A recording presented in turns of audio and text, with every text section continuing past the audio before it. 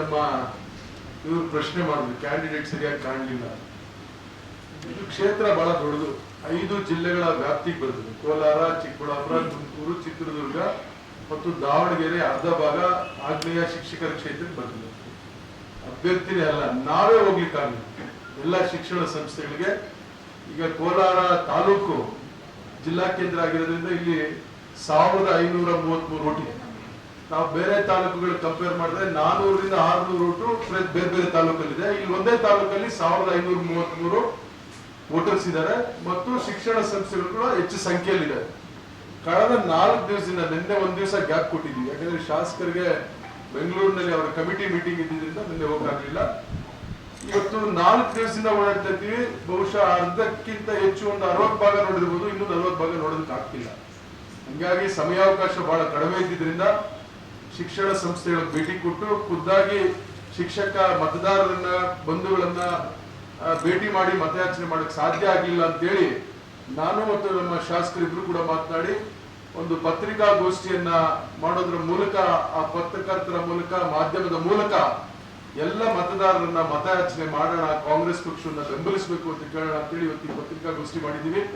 ಈ ಪತ್ರಿಕಾಗೋಷ್ಠಿಯ ಮುಖಾಂತರ ಕೋಲಾರ ತಾಲೂಕಿನ ಎಲ್ಲ ಶಿಕ್ಷಕ ಬಂಧುಗಳಿಗೆ ಮತ್ತು ಕೋಲಾರ ಚಿಕ್ಕಬಳ್ಳಾಪುರ ಜಿಲ್ಲೆ, ನಾನು ಎರಡೂ ಹೇಳ್ಬೇಕು, 2 ಜಿಲ್ಲೆಯ ಪ್ರತಿನಿಧಿ, ಎಲ್ಲ ಶಿಕ್ಷಕ ಬಂಧುಗಳಿಗೆ ಪ್ರಾರ್ಥನೆ ಮಾಡೋದು ಕಾಂಗ್ರೆಸ್ ಪಕ್ಷದ ಪರವಾಗಿ ಇಷ್ಟನೇ.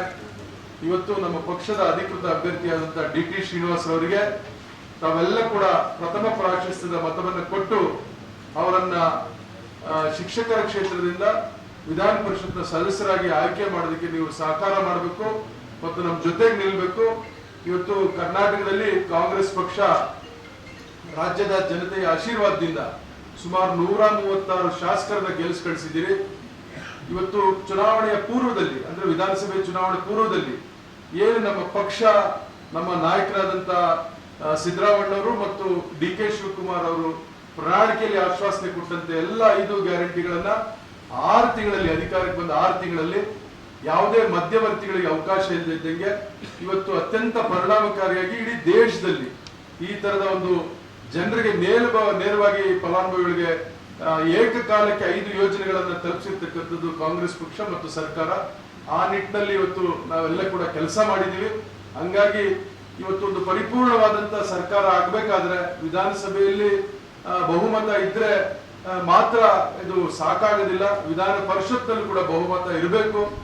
ಅದಕ್ಕೆ ಉದಾಹರಣೆ, ಇವತ್ತು ವಿಧಾನಸಭೆಯಲ್ಲಿ ನಾವು 136 ಜನ ಶಾಸಕರು ಗೆಲ್ಲಿಸಿ ಕಳಿಸಿದ್ದಾರೆ ಜನ. ಈ ಗ್ಯಾರಂಟಿ ಯೋಜನೆಗಳನ್ನೆಲ್ಲವನ್ನು ಕೂಡ ಇವತ್ತು ಅನುಷ್ಠಾನ ಮಾಡಿದ್ದೀವಿ. ಅಷ್ಟೇ ಸರ್ಕಾರದ ಜವಾಬ್ದಾರಿ ಅಲ್ಲ. ಸರ್ಕಾರ ಒಂದು ಪರಿಪೂರ್ಣವಾದಂತ ಸರ್ಕಾರ ಆಗ್ಬೇಕಾದ್ರೆ ಸಮಾಜದ ಎಲ್ಲ ವರ್ಗಗಳಿಗೆ ಏನು ನಾವು ಕಾರ್ಯಕ್ರಮಗಳನ್ನು ರೂಪಿಸಿ ಸಮಾಜದ ಎಲ್ಲ ವರ್ಗಗಳನ್ನ ಮೇಲೆತ್ತಕ್ಕಂಥ ಕೆಲಸವನ್ನ ಮಾಡಿದಾಗ ಮಾತ್ರ ಅದೊಂದು ಪರಿಪೂರ್ಣವಾದಂತ ಸರ್ಕಾರ ಆಗ್ತದೆ, ಅಭಿವೃದ್ಧಿಯ ಪರವಾದಂತ ಒಂದು ಸರ್ಕಾರ ಆಗ್ತದೆ. ಉದಾಹರಣೆಗೆ ರೈತರಿಗೆ ಮಾರಕವಾದಂತ ಒಂದು APMC ಕಾಯ್ದೆಯನ್ನ ಕೇಂದ್ರ ಸರ್ಕಾರ ಮಾನ್ಯ ನರೇಂದ್ರ ಮೋದಿ ಸಾಹೇಬರು ತಂದಿದ್ರು. ಆ ಒಂದು ಕಾಯ್ದೆ ವಿರುದ್ಧ ಅದು ರೈತರಿಗೆ ಮಾರಕವಾಗಿದೆ ಅಂತೇಳಿ ಸುಮಾರು 1 ವರ್ಷಕ್ಕಿಂತ ಹೆಚ್ಚು ಕಾಲ ದೆಹಲಿಯಲ್ಲಿ ದೊಡ್ಡ ಪ್ರತಿಭಟನೆ ಆಯಿತು. ಆ ಪ್ರತಿಭಟನೆಯಲ್ಲಿ ಸುಮಾರು 700 ಜನ ರೈತರು ತೀರ್ಕೊಂಡ್ರು. ಆವಾಗ ಎಚ್ಚೆತ್ತುಕೊಂಡಂತ ಕೇಂದ್ರ ಸರ್ಕಾರ, ನರೇಂದ್ರ ಮೋದಿಯವರು ಆ ಕಾನೂನನ್ನು ವಾಪಸ್ ತೆಗೆದುಕೊಂಡ್ರು. ಆದ್ರೆ ನಮ್ಮ ರಾಜ್ಯದಲ್ಲಿ ಬಿಜೆಪಿ ಆಡಳಿತ ಇದ್ದಂತ ಬಸವರಾಜ ಬೊಮ್ಮಾಯಿ ಅವರ ಸರ್ಕಾರ ಅದನ್ನು ವಾಪಸ್ ತೆಗೆದುಕೊಳ್ಳಿಲ್ಲ. ನಾವು ಚುನಾವಣೆ ಪೂರ್ವದಲ್ಲಿ ಆಶ್ವಾಸನೆ ಕೊಟ್ಟಿದ್ವಿ, ರಾಜ್ಯದ ಜನತೆ ಆಶೀರ್ವಾದ ಮಾಡಿ ನಮ್ಮ ಪಕ್ಷಕ್ಕೆ ಅಧಿಕಾರಕ್ಕೆ ಬಂದ್ರೆ ನಾವು ಅದನ್ನು ವಾಪಸ್ ತೆಗೆದುಕೊಳ್ತೀವಿ ಅಂತ. ನಮ್ಮ ಪಕ್ಷ ಅಧಿಕಾರಕ್ಕೆ ಬಂದ ಮೇಲೆ ಆ ವಾಪಸ್ ತೆಗೆದುಕೊಳ್ತಕ್ಕಂಥ ಪ್ರಕ್ರಿಯೆಗಳನ್ನ ಪ್ರಾರಂಭ ಮಾಡಿ ಅಸೆಂಬ್ಲಿಲಿ ಇಟ್ಟು ಪಾಸ್ ಮಾಡಿದ್ರು. ಕೌನ್ಸಿಲಿಗೆ ಬಂತು. ಕೌನ್ಸಿಲ್ ಅಲ್ಲಿ APMC ಮಿನಿಸ್ಟರ್ ಅಂತ ಶಿವಾನಂದ ಪಾಟೀಲ್ರು ಆ ಕಾಯ್ದೆಯಿಂದ ರೈತರಿಗೆ ಆಗ್ತಾ ಇರ್ತಕ್ಕಂಥ ತೊಂದರೆಗಳನ್ನ ಮತ್ತು APMCಯ ವ್ಯವಸ್ಥೆ ಬುಡಮೇಲಾಗ್ತಕ್ಕಂಥ ವಿಚಾರಗಳನ್ನ ಅವರಿಗೆ ಬಿಡಿಸಿ ಪರಿಪರಿಯಾಗಿ ಹೇಳಿದ್ರು ಕೂಡ ಅವರು ಅದನ್ನ ಪ್ರತಿಷ್ಠೆಯಾಗಿ ತೆಗೆದುಕೊಂಡು ಆ ಕಾಯ್ದೆ ವಿರುದ್ಧ ಮತದಾನ ಮಾಡಿದ್ರು. ಕೊನೆಗೆ ಆ ಕಾಯ್ದೆ ಜಾರಿಗೆ ತರಕ್ಕಾಗಲಿಲ್ಲ. ಅದಾದ್ಮೇಲೆ ಸೆಲೆಕ್ಟ್ ಕಮಿಟಿ ಆಯ್ತು. ಸೆಲೆಕ್ಟ್ ಕಮಿಟಿ ಕೋಲಾರಕ್ಕೂ ಕೂಡ ವಿಸಿಟ್ ಮಾಡಿದ್ರು. APMC ಮಾರ್ಕೆಟ್ಗೆ ಮತ್ತು ಜಿಲ್ಲಾ ಪಂಚಾಯತ್ ಒಂದು ಸಭೆ ಮಾಡಿ ರೈತರು ಮತ್ತು ವ್ಯಾಪಾರಸ್ಥರು, ದಳ್ಳಾಳಿಗಳೆಲ್ಲರ ಅಭಿಪ್ರಾಯ ತೆಗೆದುಕೊಂಡ್ರೆ ಆ ರೀತಿ ಬಹಳಷ್ಟು ತೊಡಕಾಗ್ತದೆ. ಇನ್ನೊಂದು ಉದಾಹರಣೆ, ಸಹಕಾರ ಕಾಯ್ದೆಯಲ್ಲಿ ಒಂದು ತಿದ್ದುಪಡಿ ತರಬೇಕು. ಸಹಕಾರ ಚುನಾವಣೆಗಳನ್ನು ನಡೆಸತಕ್ಕಂಥ ಸರಳೀಕರಣ ಮಾಡಬೇಕು. ಅದಕ್ಕೆ ಚುನಾವಣಾ ಆಯೋಗ ಅಗತ್ಯ ಇಲ್ಲ. ಮತ್ತೆ ಏನು ವಾರ್ಷಿಕ ಮಹಾಸಭೆಗಳನ್ನ ಕಡ್ಡಾಯ ಮಾಡಿದ್ರು ಆ ವಾರ್ಷಿಕ ಮಹಾಸಭೆಗಳಿಗೆ ಕಡ್ಡಾಯ ಮಾಡ್ತಕ್ಕಂಥದ್ದನ್ನ ಕಾನೂನಿನಿಂದ ತೆಗಿಬೇಕು. ಮತ್ತೆ ಯಾವ ವರ್ಗಗಳಿಗೆ ಸಹಕಾರ ಸಂಘಗಳಲ್ಲಿ ಸದಸ್ಯತ್ವ ಕೊಟ್ಟಿರೋದಿಲ್ಲ ಆ ವರ್ಗಗಳಿಗೆ ಸದಸ್ಯತ್ವ ಕೊಡಬೇಕು. ಅವರು ಕೂಡ ಚುನಾಯಿತರಾಗೋ ತರ ನೋಡ್ಕೋಬೇಕು. ಅವರೆಲ್ಲ ಚುನಾಯಿತರಾಗಿ ಬರಬೇಕು. ಸಹಕಾರ ವ್ಯವಸ್ಥೆಯಲ್ಲಿ ಎಲ್ಲರೂ ಕೂಡ ಸಹಕಾರ ವ್ಯವಸ್ಥೆಯಲ್ಲಿ ಮುಂಚೂಣಿಯಲ್ಲಿ ಇರಬೇಕು. ಯಾರಿಗೆ ರೆಪ್ರೆಸೆಂಟೇಷನ್ ಸಿಕ್ಕಿರೋದಿಲ್ಲ ಆ ಅನ್ರೆಪ್ರೆಸೆಂಟೆಡ್ ಕ್ಲಾಸ್ಗೆ ನಾಮಿನೇಷನ್ ಮಾಡಬೇಕು ಅಂತ ಒಂದು ಕಾಯ್ದೆ ತಂದಿದೆ. ಅದು ಅಸೆಂಬ್ಲಿಯಲ್ಲಿ ಪಾಸ್ ಆಯ್ತು, ಕೌನ್ಸಿಲ್ ಅಲ್ಲಿ ಪಾಸ್ ಆಗಿಲ್ಲ. ಇವತ್ತು ಅದು ಮತ್ತೆ ಸೆಲೆಕ್ಟ್ ಕಮಿಟಿಗೆ ಹೋಗಿದೆ. 15ನೇ ತಾರೀಕು ಸೆಲೆಕ್ಟ್ ಕಮಿಟಿಯ ಮೊದಲನೇ ಸಭೆ ಇದೆ. ಇವತ್ತು ಈ ರೀತಿಯ ತೊಡಕುಗಳಾಗ್ತಾ ಇರೋದ್ರಿಂದ ವಿಧಾನ ಪರಿಷತ್ತಿಗೆ ಇವತ್ತು ಬಹಳಷ್ಟು ಮಹತ್ವ ಇರೋದ್ರಿಂದ ಇವತ್ತು ವಿಧಾನ ಪರಿಷತ್ನಲ್ಲಿ ಕಾಂಗ್ರೆಸ್ಗೆ ಬಹುಮತ ಅತ್ಯಗತ್ಯವಾಗಿ ಬೇಕಾಗಿರೋದ್ರಿಂದ ಈ ಚುನಾವಣೆಗಳನ್ನು ಅತ್ಯಂತ ಗಂಭೀರವಾಗಿ ಇಡೀ ರಾಜ್ಯದಲ್ಲಿ, ನಮ್ಮಲ್ಲೇ ಅಲ್ಲ ಅಥವಾ ಆಗ್ನೇಯ ಶಿಕ್ಷಕರ ಕ್ಷೇತ್ರ ಒಂದೇ ಅಂತಲ್ಲ, ಇಡೀ ರಾಜ್ಯದಲ್ಲಿ ಏನಿವತ್ತು 6 ಚುನಾವಣೆಗಳು ಗ್ರಾಜುಯೇಟ್ಸ್ 3 ಟೀಚರ್ಸ್ 3 ನಡೀತಾ ಇದೆ. ಎಲ್ಲ ಕಡೆ ಕೂಡ ನಮ್ಮ ಪಕ್ಷ ಗಂಭೀರವಾಗಿ ಪರಿಗಣಿಸಿದ್ದೀವಿ. 6 ತಿಂಗಳ ಮುಂಚೆನೆ ಅಭ್ಯರ್ಥಿಯನ್ನು ನಿಷ್ಕರ್ಷೆ ಮಾಡಿ ಇವತ್ತು ಅಭ್ಯರ್ಥಿ ಮತ್ತು ಅವರ ಪರವಾಗಿ ಎಲ್ಲ ಕೂಡ ಶಿಕ್ಷಣ ಸಂಸ್ಥೆಗಳಿಗೆ ಭೇಟಿ ಮಾಡಿ ಶಿಕ್ಷಕ ಬಂಧುಗಳನ್ನ ಈಗಾಗಲೇ ಮನವರಿಕೆ ಮಾಡಿ ಮನವಿ ಮಾಡಿದ್ದೀವಿ. ಇವತ್ತು ಕೌನ್ಸಿಲ್ ಅಲ್ಲಿ ಮೆಜಾರಿಟಿ ನಮಗೆ ಬೇಕಾಗ್ತದೆ. ಹಂಗಾಗಿ ಇವತ್ತು ನಾವೊಂದು ಪರಿಪೂರ್ಣವಾದಂತಹ ಸರ್ಕಾರ, ಜನಪರವಾದಂತಹ ಸರ್ಕಾರ ಕೊಡಬೇಕಾದ್ರೆ ಕಾಂಗ್ರೆಸ್ ಪಕ್ಷವನ್ನ ಬೆಂಬಲಿಸಬೇಕು, ಕಾಂಗ್ರೆಸ್ ಪಕ್ಷವನ್ನು ಆಶೀರ್ವಾದ ಮಾಡಬೇಕು ಅಂತ ಹೇಳಿ ನಾವು ಇವತ್ತು ಮನವಿ ಮಾಡಿದ್ವಿ.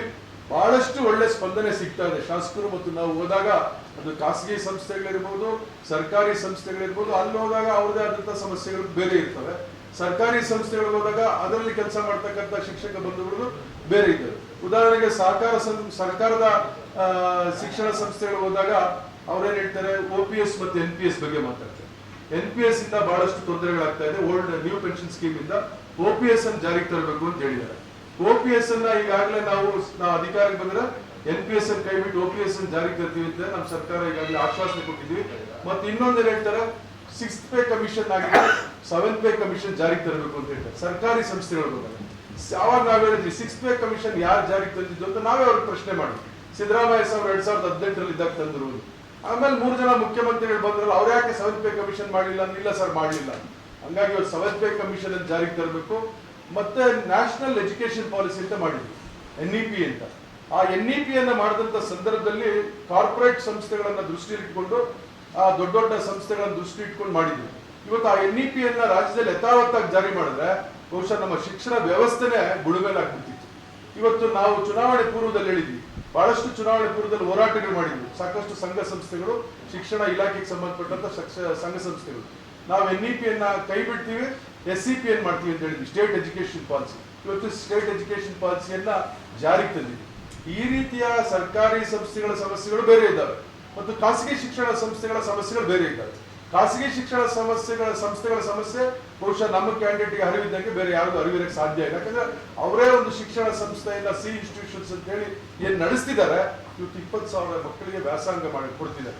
ಅವ್ರಿಗೆ ಬಹಳಷ್ಟು ಮ್ಯಾನೇಜ್ಮೆಂಟ್ ಸಮಸ್ಯೆ ಏನಿದೆ, ಅಲ್ಲಿನ ಟೀಚರ್ಸ್ ಸಮಸ್ಯೆ ಏನಿದೆ, ಅಲ್ಲಿ ಮಕ್ಕಳಿಗೆ ಯಾವ ರೀತಿ ನಾವು ಮೂಲಭೂತ ಸವಲತ್ತುಗಳು ಕೊಡ್ಬೇಕು, ಎಲ್ಲಗಳ ಬಗ್ಗೆ ಅರಿವಿರೋದ್ರಿಂದ ಅವರನ್ನು ಗೆಲ್ಲಿಸ್ಕೊಟ್ರೆ ಇವತ್ತು ನಮ್ಮ ಸರ್ಕಾರಕ್ಕೆ, ವಿಶೇಷವಾಗಿ ಮುಖ್ಯಮಂತ್ರಿಗೆ, ಉಪಮುಖ್ಯಮಂತ್ರಿಗಳಿಗೆ ಏನಾಗ್ತದೆ, ರಾಜ್ಯದಲ್ಲಿ ಗ್ರಾಜುಯೇಟ್ಸ್ ಮತ್ತು ಟೀಚರ್ಸ್ ಕೂಡ ನಮ್ಮ ಪಕ್ಷವನ್ನು ಕೈ ಹಿಡಿದಿದ್ದಾರೆ. ಅವರ ಸಮಸ್ಯೆಗಳಿಗೆ ನಾವು ಸ್ಪಂದಿಸಬೇಕಾಗ್ತದೆ, ಅವರ ಸಮಸ್ಯೆಗಳಿಗೆ ನಾವೆಲ್ಲ ಕೂಡ ಒತ್ತು ಕೊಡಬೇಕಾಗ್ತದೆ ಅಂತ ಒಂದು ಕಮಿಟ್ಮೆಂಟ್ ಬರ್ತದೆ. ವಿಶೇಷವಾಗಿ ನಾವು ಸ್ಥಳೀಯವಾಗಿ MLA ಅವರು ನಾವು ಭೇಟಿ ಕೊಟ್ಟಾಗ ಬಹಳಷ್ಟು ಅಲ್ಲಿ ಸ್ಥಳೀಯವಾಗಿರ್ತಕ್ಕಂಥ ಸಮಸ್ಯೆಗಳನ್ನೆಲ್ಲ ಕೂಡ ಹೇಳ್ಕೊಂಡಿದ್ದಾರೆ. ಟಾಯ್ಲೆಟ್ಸ್ ಬೇಕು, ಲ್ಯಾಬ್ ಬೇಕು, ಕಾಂಪೌಂಡ್ ಬೇಕು, ಬೇರೆ ಬೇರೆ ಸಮಸ್ಯೆಗಳು ಹೇಳ್ಕೊಂಡಿದ್ದಾರೆ. ಅವೆಲ್ಲವನ್ನು ಕೂಡ ನಾವು ಈಗಾಗಲೇ ಮಾತಾಡೋ ಸಂದರ್ಭದಲ್ಲಿ ಕೂಡ ಹೇಳಿ ಬಂದಿದ್ದೀವಿ. ಸ್ಥಳೀಯ ಶಾಸಕರಾಗಿ ನಮ್ಮ ಜವಾಬ್ದಾರಿ ಇದೆ, ಇವೆಲ್ಲವನ್ನು ಕೂಡ ನಾವು ನಿಮ್ಮ ಜೊತೆಗಿದ್ದು ಪರಿಹರಿಸ್ಕೊಡ್ತೀವಿ ಅಂತ ಕೂಡ ಹೇಳಿದ್ವಿ. ಹಂಗಾಗಿ ಯಾವ ಶಿಕ್ಷಣ ಸಂಸ್ಥೆಗಳಿಗೆ ನಾವು ಖುದ್ದಾಗಿ ಭೇಟಿ ಕೊಟ್ಟು ಅವರನ್ನ ಮನವಿ ಮಾಡಕ್ ಸಾಧ್ಯ ಆಗಲಿಲ್ಲ, ಅವರಿಗೆ ತಮ್ಮಗಳ ಮೂಲಕ ಇವತ್ತು ಒಂದು ಶಿಕ್ಷಣ ವ್ಯವಸ್ಥೆಯನ್ನ ಬಲಪಡಿಸಬೇಕಾಗಿರೋದ್ರಿಂದ, ವಿಶೇಷವಾಗಿ ನಮ್ಮ ಹೈಯರ್ ಎಜುಕೇಶನ್ ಮಿನಿಸ್ಟರ್ ನಮ್ಮ ಅವಿಭಾಜ್ಯ ಜಿಲ್ಲೆಯವರು, ನಮ್ಮ ಪಾರ್ಲಿಮೆಂಟ್ ಕ್ಷೇತ್ರದ ವ್ಯಾಪ್ತಿಗೆ ಬರ್ತಕ್ಕಂಥವ್ರು, ಅವರು ಸಾಕಷ್ಟು ಇವತ್ತು ನಮ್ಮ ಶಾಸಕರಿಗೆ ಬಹಳಷ್ಟು ಪ್ರೋತ್ಸಾಹದಾಯಕವಾಗಿದ್ದಾರೆ, ಬಹಳಷ್ಟು ಒತ್ತು ಕೊಟ್ಟಿದ್ದಾರೆ. ನಾವು ಈ ವುಮೆನ್ಸ್ ಕಾಲೇಜು ಮತ್ತು ಬಾಯ್ಸ್ ಕಾಲೇಜು ಇವುಗಳಿಗೆ ಇವತ್ತು 30 ಕೋಟಿ ರೂಪಾಯಿ ಅನುದಾನ ತಂದಿದ್ವಿ. ಬಿಲ್ಡಿಂಗ್ಸ್ಗೆ, ಅಲ್ಲಿ ಬೇರೆ ಬೇರೆ ಮೂಲಭೂತ ಸವಲತ್ತುಗಳನ್ನ ಕೊಡೋದಕ್ಕೆ 30 ಕೋಟಿ ರೂಪಾಯಿ ತಂದಿದ್ದೀವಿ. ಬಹುಶಃ ಈ ಕೋಡ್ ಆಫ್ ಕಂಡಕ್ಟ್ ಆದ್ಮೇಲೆ ಅದೇ ಹೈಯರ್ ಎಜುಕೇಶನ್ ಮಿನಿಸ್ಟರ್ ಅವ್ರನ್ನ ಕರೆಸಿ ಅವೆಲ್ಲ ಕೂಡ ಪ್ರಾರಂಭ ಮಾಡ್ತೀವಿ. ಹಂಗಾಗಿ ಅಭಿವೃದ್ಧಿಯ ಪರವಾಗಿ ನಿಂತಿರ್ತಕ್ಕಂಥ ನಮಗೆ ಶಿಕ್ಷಕ ಬಂಧುಗಳು ಬೆಂಬಲ ಕೊಡಬೇಕು ಅಂತೇಳಿ ತಮ್ಮ ಮೂಲಕ ಮನವಿ ಮಾಡ್ತೀವಿ. ಏನಾದ್ರು ಕೇಳಿದ್ರೆ ಕೇಳ್ಬೋದು. ಶಿಕ್ಷಣ ಇಲಾಖೆಯಲ್ಲಿ ಭ್ರಷ್ಟಾಚಾರ ಹೈಯರ್ ಪ್ರೈಮರಿ 400 ಚಿಲ್ಲರೆ ಟೀಚರ್ಸ್ ಕೋರ್ಸ್ ಖಾಲಿ ಇದೆ. ಅದು ಶೈಕ್ಷಣಿಕ ಅಭಿವೃದ್ಧಿಗೆ ಒಂದು ಹಿನ್ನಡೆ ಅಲ್ಲ, ಇದು ನೋಡಿ ಡೈವರ್ಟ್ ಆಗೋದು ಬೇಡ. ಇದು ಆಗ್ನೇಯ ಶಿಕ್ಷಕರ ಕ್ಷೇತ್ರದಲ್ಲಿ ಹೈಸ್ಕೂಲ್ ಅಂಡ್ ಅಬೌವ್ ಇರೋರು ಮಾತ್ರ ವೋಟರ್ಸ್. ನೀವು ಹೇಳ್ದಂಗೆ ಪ್ರಾಥಮಿಕ ಶಾಲೆಗಳಲ್ಲಿ ಏನು ಸಮಸ್ಯೆಗಳಿದಾವೆ ಅದರ ಬಗ್ಗೆ ಕೂಡ ನಾವು ಈಗ ಶಾಸಕರು ಈ ಚುನಾವಣೆ ಈ ಕೋಡ್ ಆಫ್ ಕಂಡಕ್ಟ್ ಮುಗಿದ ಮೇಲೆ ನಾವೆಲ್ಲ ಗ್ರಾಮಗಳಿಗೆ ಖುದ್ದಾಗಿ ಇಲಾಖೆಯ ಅಧಿಕಾರಿಗಳ ಜೊತೆಗೆ ತಹಸೀಲ್ದಾರರು ಇಒ ಎಲ್ಲ ಇಲಾಖೆಯ ಮುಖ್ಯಸ್ಥರ ಜೊತೆಗೆ ಹೋಗಿ ಭೇಟಿ ಮಾಡಿದಂತ ಸಂದರ್ಭದಲ್ಲಿ ಅಲ್ಲಿರ್ತಕ್ಕಂಥ ಸಮಸ್ಯೆಗಳು ಆ ಗ್ರಾಮಸ್ಥರಿಂದ ಮತ್ತು ಅಲ್ಲಿನ SDMCಗಳ ಮೂಲಕ ಅಥವಾ ಅಲ್ಲಿನ ಮುಖ್ಯೋಪಾಧ್ಯಾಯರ ಮೂಲಕ ತೆಗೆದುಕೊಂಡು ಸರ್ಕಾರಕ್ಕೆ ಯಾವ ರೀತಿ ನಾವು ಮನವಿ ಸಲ್ಲಿಸಬೇಕು ಅದನ್ನ ಮನವಿ ಸಲ್ಲಿಸಿ ಆ ಸಮಸ್ಯೆಗಳನ್ನು ಬಗೆಹರಿಸತಕ್ಕಂಥ ಪ್ರಾಮಾಣಿಕ ಪ್ರಯತ್ನವನ್ನು ಮಾಡ್ತೀವಿ. ನೋಡಿ ಸರ್, ನೀವೆಲ್ಲ ಮಾಧ್ಯಮದವ್ರು ಇದ್ರಿ. ಅವತ್ತು ನಮ್ಮ ಕುತ್ತೂರು ಮಂಜಣ್ಣ ಅವರು ಇರ್ಲಿಲ್ಲ. ಮುನ್ರತ್ನ ಅವರು ಜಿಲ್ಲಾ ಮಂತ್ರಿಗಳಾಗಿದ್ದಂತ ಸಂದರ್ಭದಲ್ಲಿ KDP ಮೀಟಿಂಗ್ ಅಲ್ಲಿ ಬಹುಶಃ ನಿಮ್ಮನ್ನೆಲ್ಲ ಹೊರಗಿಟ್ಟಿದ್ರು ಕಾಣ್ತದೆ. ನಾವು ಅಲ್ಲಿ ಪ್ರಸ್ತಾಪ ಮಾಡಿದ್ವಿ, ಏನು CSR ಫಂಡ್ಸ್ ಇದೆ ವೇಮಗಲ್ಲು, ನರಸಾಪುರ ಮತ್ತು ಮಾಲೂರು ಇಂಡಸ್ಟ್ರೀಸ್ ಅಲ್ಲಿ ಆ CSR ಫಂಡ್ಸ್ ಅನ್ನೆಲ್ಲ ಕೂಡ ಕ್ರೋಢೀಕರಿಸಿ ಜಿಲ್ಲಾ ಮಂತ್ರಿಗಳು ಮತ್ತು ಜಿಲ್ಲಾಧಿಕಾರಿಗಳು ಮತ್ತು CEO ಮತ್ತು ಶಾಸಕರುಗಳು ಯಾರಿದ್ದಾರೆ ಅವರ ಒಂದು ಸಮಿತಿಯನ್ನ ರಚನೆ ಮಾಡಿ ಅದರ ಮೂಲಕ ಶಿಕ್ಷಣ ಕ್ಷೇತ್ರಕ್ಕೆ ಮತ್ತು ಆರೋಗ್ಯ ಕ್ಷೇತ್ರಕ್ಕೆ ಎರಡಕ್ಕೆ ಮಾತ್ರ ಖರ್ಚು ಮಾಡಬೇಕು ಅಂತೇಳಿ ನಾವತ್ತು ಬೇಡಿಕೆಯಲ್ಲಿ ಇಟ್ಟಿದ್ವಿ. ಬಹುಶಃ ಅವತ್ತು ಮುನ್ರತ್ನ ಅವರು ಎಷ್ಟು ಉತ್ಸಾಹದಿಂದ ಮಾತಾಡಿದ್ರು, ಯಾವ ರೀತಿ ಅವರಿಗೆ ಆದೇಶ ಮಾಡಿದ್ರೆ ಅವತ್ತಿದ್ದಂತ ಜಿಲ್ಲಾಧಿಕಾರಿಗಳಿಗೆ ಬಹುಶಃ ಇದು ಆಗಬಹುದು ಒಂದು 6 ತಿಂಗಳಲ್ಲಿ ತಿಳ್ಕೊಂಡ್ವಿ. ಆಗ ಯಾಕೆ ಇದನ್ನ ನಾವು ಪ್ರಸ್ತಾಪ ಮಾಡೋದಂದ್ರೆ ಅತಿ ಹೆಚ್ಚು ಮಳೆ ಆಗಿತ್ತು ಅವತ್ತು. ಆ ಸಂದರ್ಭದಲ್ಲಿ ಎಲ್ಲ ಕಡೆ ಅಂಗನವಾಡಿಗಳು ಶಾಲೆಗಳು ಬಹಳಷ್ಟು ದುರಸ್ತಿ ಆಗಿತ್ತು. ಅದು ಏನು ಆಗ್ಲೇ ಇಲ್ಲ. ಇದಾದ್ಮೇಲೆ ಈ ಹೊಸ ಸರ್ಕಾರ ಬಂದ್ಮೇಲೆ ನಮ್ಮ ಶಾಸಕರುಗಳೆಲ್ಲ ಗೆದ್ದಾದ್ಮೇಲೆ ಜಿಲ್ಲಾ ಸಚಿವರ ಒಂದು ನೇತೃತ್ವದಲ್ಲಿ ಬೈರತಿ ಸುರೇಶ್ ಅವರ ನೇತೃತ್ವದಲ್ಲಿ ಜಿಲ್ಲಾ ಸಚಿವರ ಕಚೇರಿಯಲ್ಲಿ ಬ್ಯಾಂಗ್ಳೂರಿನಲ್ಲಿ ಜಿಲ್ಲಾಧಿಕಾರಿಗಳು CEO ಮತ್ತು ಎಲ್ಲ ಒಂದು ಇಂಡಸ್ಟ್ರೀಸ್ ವೇಮಗಲ್ಲು, ನರಸಾಪುರ ಮತ್ತು ಮಾಲೂರಿನಲ್ಲಿ ಇರ್ತಕ್ಕ ಇಂಡಸ್ಟ್ರೀಸ್ ಅವನ್ನೆಲ್ಲ ಕರೆಸಿ ಇವತ್ತು ಕಟ್ಟುನಿಟ್ಟಾದ ಒಂದು ಆದೇಶ ಮಾಡಿ ಜಿಲ್ಲಾಧಿಕಾರಿಗಳ ಅಧ್ಯಕ್ಷತೆ ಜಿಲ್ಲಾ ಉಸ್ತುವಾರಿ ಸಚಿವರ ಅಧ್ಯಕ್ಷತೆಯಲ್ಲಿ ಕಮಿಟಿ ಕಾನ್ಸ್ಟಿಟ್ಯೂಟ್ ಮಾಡಿ ಅದರ ಎಲ್ಲ ಶಾಸಕರು ಇರ್ತಾರೆ. ಎರಡೇ ಕ್ಷೇತ್ರಕ್ಕೆ ಖರ್ಚು ಮಾಡಬೇಕು, ಒಂದು ಶಿಕ್ಷಣ ಮತ್ತು ಒಂದು ಆರೋಗ್ಯ ಕ್ಷೇತ್ರಕ್ಕೆ ಅಂತೇಳಿ, ಮತ್ತು ಮೊದಲನೇ ಆದ್ಯತೆ ಶಿಕ್ಷಣ ಕ್ಷೇತ್ರಕ್ಕೆ ಈ ವರ್ಷ ಕೊಡಬೇಕು ಅಂತ ತೀರ್ಮಾನ ತೆಗೆದುಕೊಂಡಿದ್ವಿ. ಅವ್ರಿಗೆ ಇಷ್ಟ ಬಂದಂಗೆ ಖರ್ಚು ಮಾಡೋದು ಬೇಡ ಅಂತ ಹೇಳಿದ್ವಿ. ಹಂಗಾಗಿ ಮುಂದಿನ ದಿವಸದಲ್ಲಿ ಸರ್ಕಾರದ ಅನುದಾನಗಳನ್ನ ಮತ್ತು CSR ಆಕ್ಟಿವಿಟೀಸ್ ಅನ್ನ ಎಲ್ಲವನ್ನ ಬಳಸಿಕೊಂಡು ಸಾಧ್ಯವಾದ ಮಟ್ಟಿಗೆ ಏನು ಶಿಥಿಲ ಆಗಿದೆ ಆ ಕಟ್ಟಡಗಳೆಲ್ಲವನ್ನ ಹೊಸದಾಗಿ ಕಟ್ಟಬೇಕಾದ್ರೆ ಹೊಸದಾಗಿ ಕಟ್ಟೋದು ಅಥವಾ ಅದನ್ನೇ ರಿಪೇರಿ ಮಾಡ್ತಕ್ಕಂಥದಕ್ಕೆ ನಾವು ಆದ್ಯತೆಯನ್ನು ಕೊಡ್ತಾ ಇದ್ದೀವಿ.